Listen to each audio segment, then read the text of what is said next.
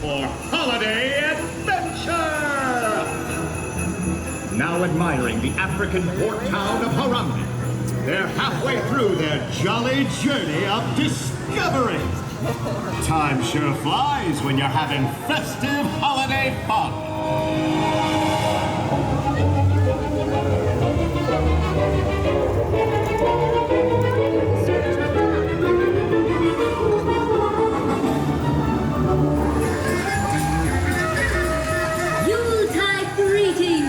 Wilderness explorers, look to the Discovery River.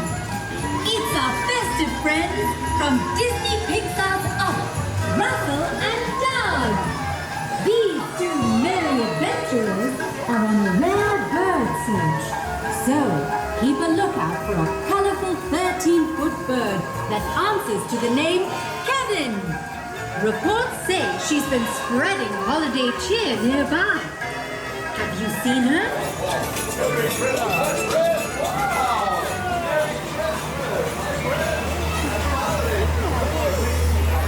Man, that is good. Everybody's eating by himself.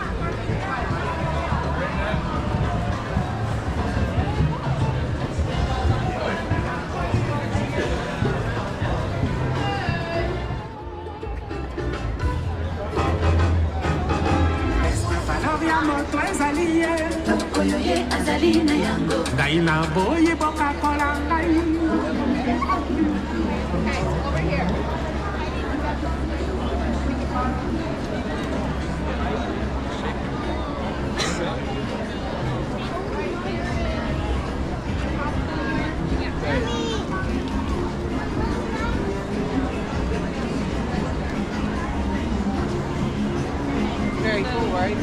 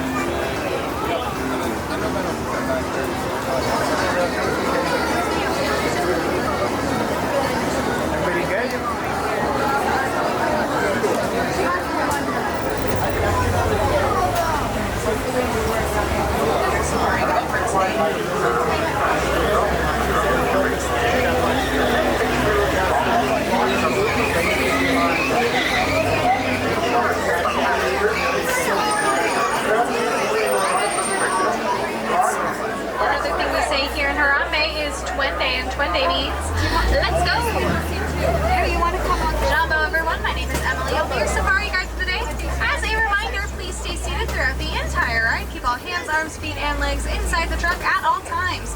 Parents, watch your kids. Kids, watch your parents. I don't trust them either. As a friendly reminder, this is a real truck that I'm really driving. Contrary to popular belief, I am not an animatronic, and the roads out here in the reserve are going to get a bit bumpy, so we need to make sure that everyone is staying seated at all times. That includes our little ones sitting on laps. Please do not lift up your child for them to get a better view. This is not the beginning of The Lion King after all. We are entering the animals' homes today here on the Harambe Wildlife Reserve. We also want to make sure we're being as respectful as possible to them. That includes not calling out to these animals or making any noises to try and get their attention. It'll do the opposite of what you want it to do.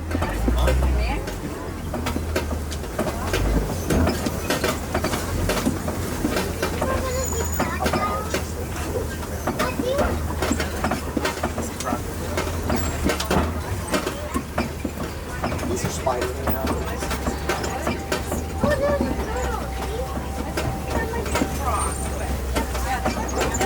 We are currently driving through the Little Aturi Forest, and animals in the forest are really good at camouflaging.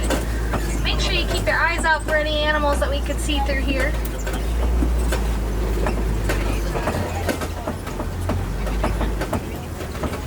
Now they're going to be a little harder to see, but up there on the hill on the left, we are going to see a black rhino. They're kind of all the way against the rocks here. The black rhinos are going to be around 3,000 pounds when they're fully grown, and they're referred to as browsers because they browse for their food. Now, also on the left, we can see the greater kudu. They're one of the larger forest antelopes. We can tell that those are females because they don't have any horns. The males are going to have horns that are about 3 feet long. And we can also see a bongo up there. Bongos are often referred to as the ghost of the forest because they are so rarely seen. Only 3.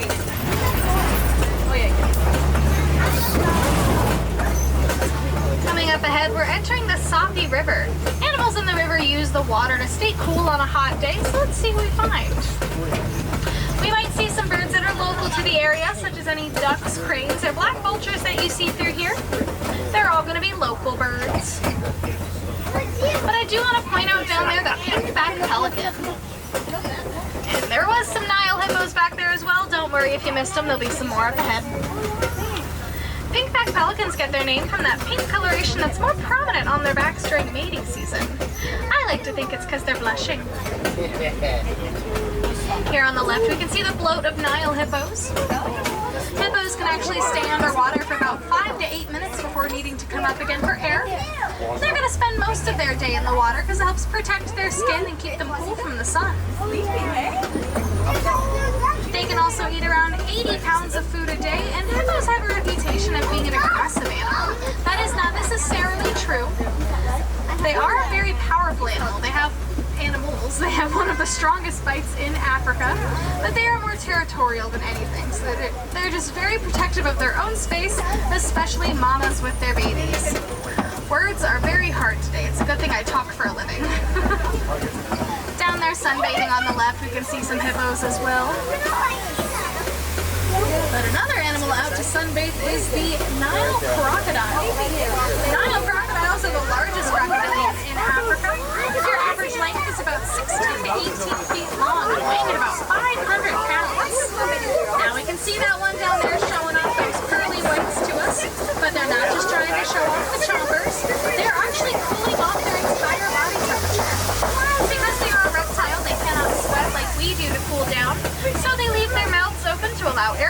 regulate their body temperature. Not many people think this about crocodiles, but they're actually really good parents as well. When the babies are having a hard time hatching, the mother or father will gently roll around the eggs in their mouths to help them emerge. Keyword, gently. Now coming through here, we're going to be entering the African savanna, home to the animals that might be a little more familiar to you when you think about Africa. The animals down here are free roaming and quite literally have a mind of their own. They are wild animals that are wildly unpredictable, so we need to make sure everyone's staying as respectful as possible to them.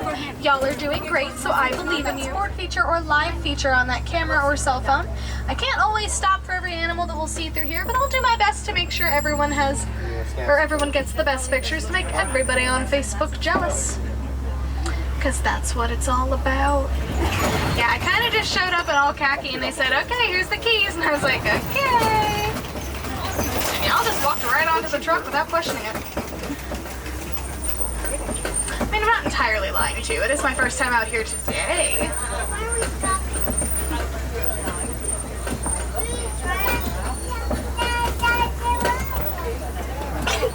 Now, obviously, we're going to see those Maasai giraffes up ahead. They are the tallest land mammal in the world. They're going to be about 18 to 20 feet tall when they're fully grown. And giraffes, when they're first born, will be about 6 feet tall and walking within that first hour of life. And when giraffes give birth, they give birth standing up. So when those babies are born, they have about a 6-foot drop to the ground, so they quite literally hit the ground running. But thank you for the pity laughter. I will be here all week. Literally.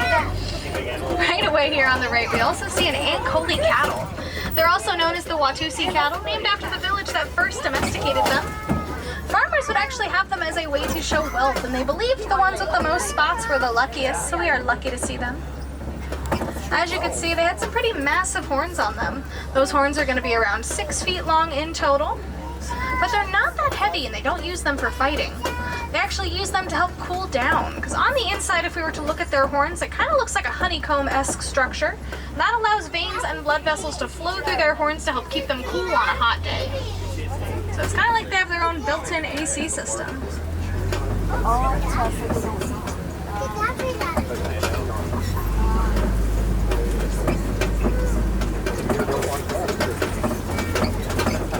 Not sure if we'll get a chance to see them because I think they're all hiding behind the den, but there are some African wild dogs over there. But on the left, we definitely see those Hartman's mountain zebras and some sable antelopes in the back as well. The sable antelopes are going to use their horns that are pointed towards their back to help deter any predators away from them. And we see some wildebeests as well.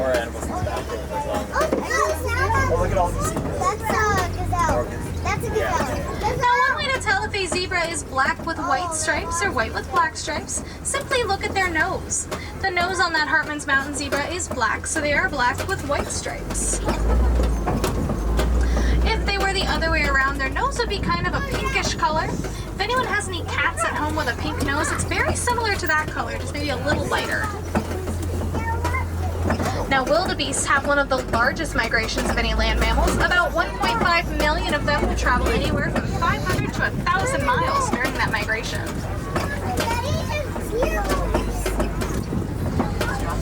Now, giraffes are going to spend a good portion of their day standing up, around 16 to 20 hours. And they're going to spend most of that time eating. Just like cows, they have multiple stomachs, and that allows them to keep eating throughout the day. Now we're waiting for the lovely elands to cross the road up ahead. Elands are another type of antelope. They're actually one of the largest types of antelopes. One of my favorite facts about them is during their mating season, how the males impress the females. They're actually going to create a flower crown using their horns. And it is very cute. I highly recommend looking it up. Now, like I said, giraffes are going to spend a good portion of their day eating. And they use that prehensile tongue that I mentioned that they have. And they share that with their cousin, the okapi. And their tongue is actually a blackish purplish color. So that's going to help protect it in the sunlight. Because of how often they are eating throughout the day, if their tongues were pink neck like ours, it'd be very sunburnt all the time, and that is just no fun for anyone.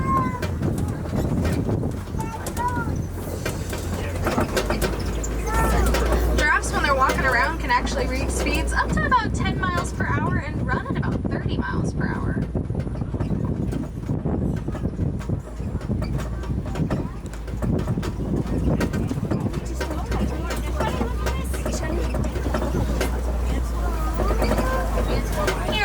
We're going to see some springboks. Coming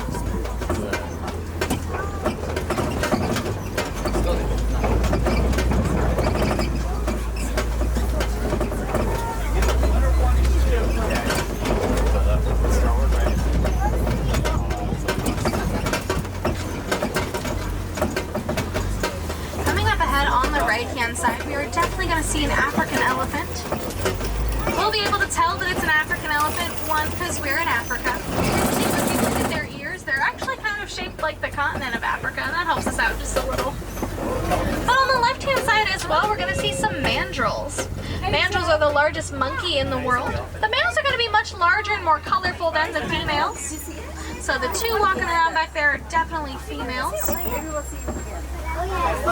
A famous mandrill you might be familiar with is Rafiki from The Lion King. Now we'll hopefully get a chance to see that elephant again here on our right. There is a clearing coming up.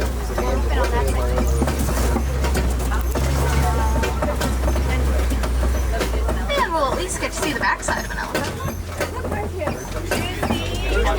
Look at that. Now, as you can kind of see, those ears that they have are pretty textured. Those are actually veins and blood vessels you can see through their ears. So when they're flapping them back and forth like that, they are not trying to fly away like Dumbo. They are actually cooling off their entire body temperature by about 15 degrees Fahrenheit.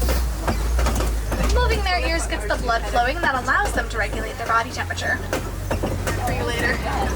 Now, on either side of us, we are going to be passing by some red clay. That is a great sign that we'll see some more elephants up ahead. You can see on our right, there's some tusk marks on the right. I said on the right twice. I'm doing really good today. Elephants will actually dig at that red clay to eat it as a snack, and when they do that, it'll do the same thing for them as a vitamin supplement would do for us. So, if we all take our vitamins, we'll be as strong as elephants. No need to Google it, that's how that works. Now we're definitely going to see some elephants up ahead, but they're going to be on the left, but all the way at the end on the right. Now I know before I was throwing around the word prehensile about the okapi and the giraffe's tongue. You can also use that to describe an elephant's trunk, because that word means finger-like. So they grab things with their trunks, and they can grab their food that they need throughout the day, and they can eat around 300 pounds of food a day. They can also grab dirt or sand to throw on their backs, and it acts as a natural sunblock and insect repellent for them to help protect their skin in general.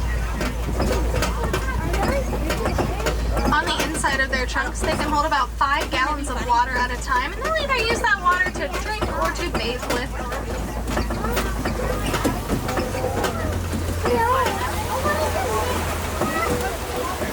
You can definitely see some more elephants. They're kind of straight ahead of us at this point, so once we turn a little bit, we can see that. There's like 4 or 5 elephants coming up. But we also see the greater flamingos. Greater flamingos are one of the larger and lighter pink flamingos in Africa. They don't get that famous pink color until they're about 2 years old. Oh, better count fast.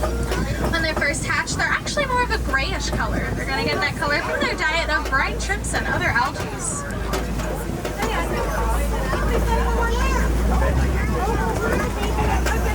And a group of flamingos is called a flamboyance. Now here on the left, right past these rocks, we should be able to see those elephants one more time in the clearing. I'm not able to stop here though, but we'll definitely get to see those elephants one more time. There they are. Or at least one of them.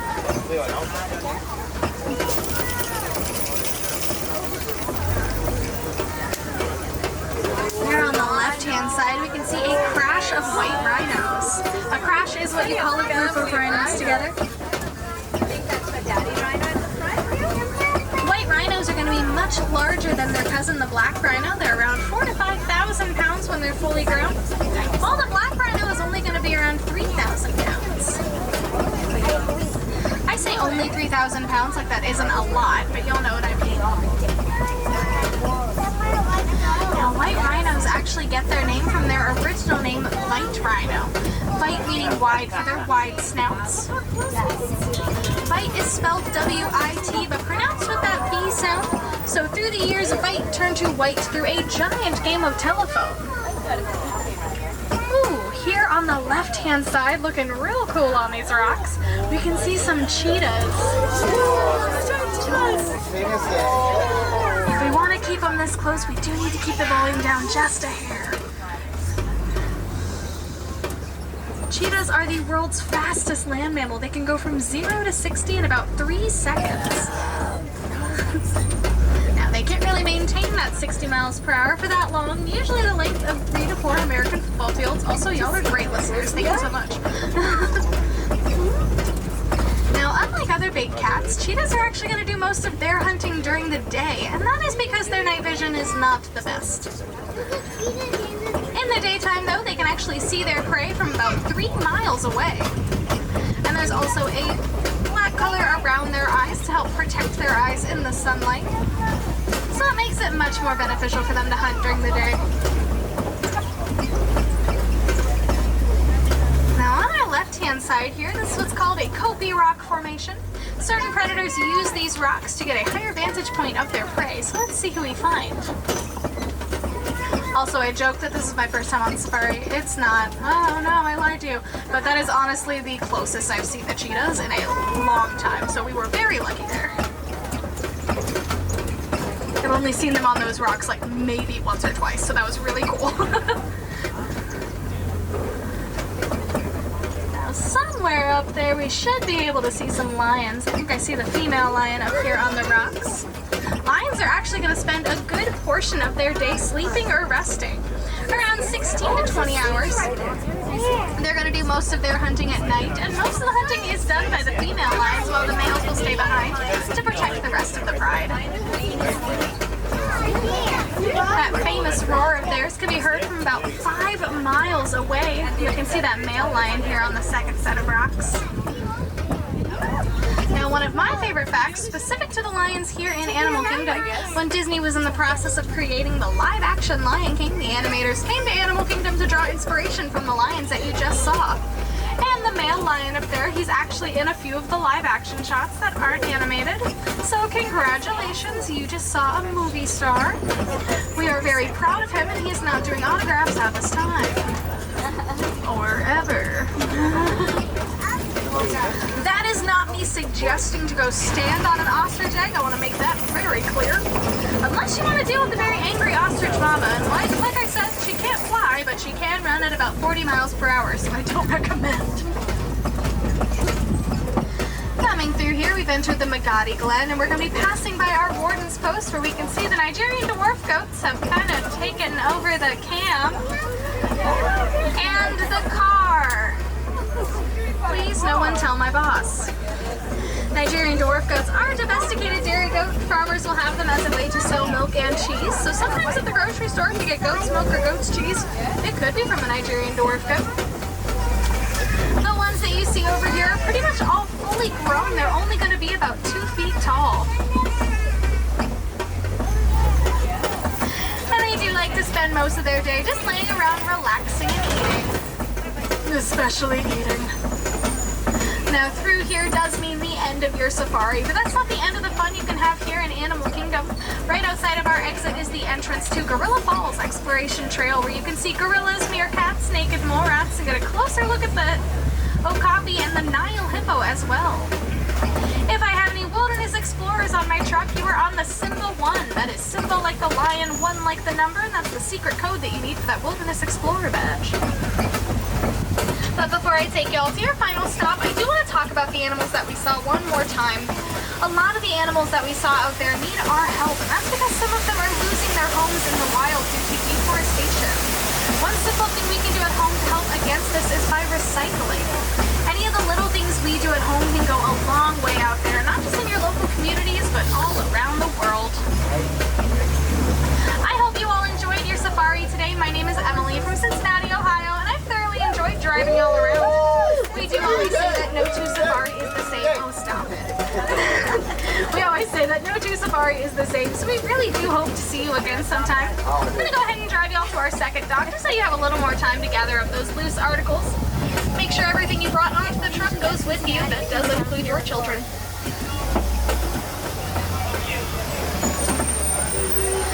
Now friends, here in Harambe, we do not like to say goodbye. It is far too sad, far too final, and I don't feel like crying today.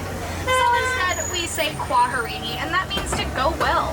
So I hope you all go well, go wild out there, and have an amazing rest of your day here at Animal Kingdom and wherever your journey will take you next. My friends on the right, watch your hands, arms, feet, and legs. The doors are going to slide open. Kwaharini, everyone. Have an amazing day.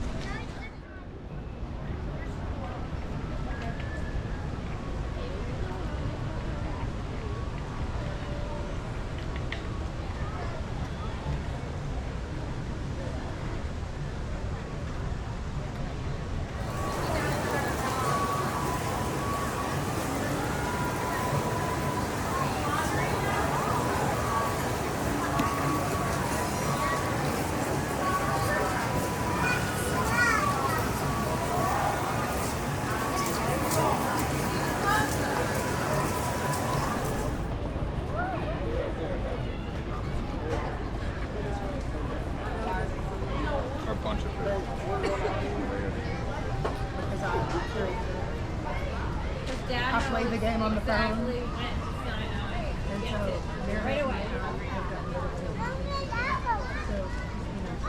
So, we're like,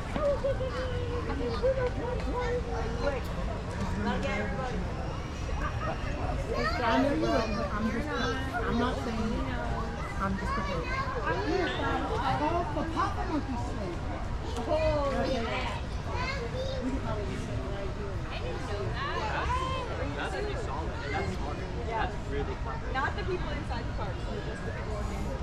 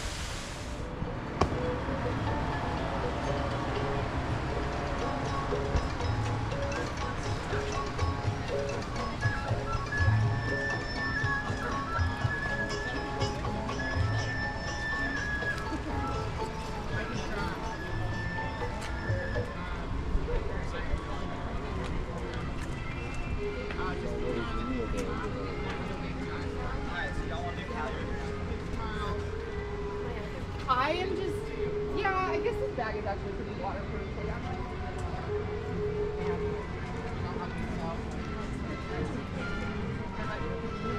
Everything should be like it's cold outside.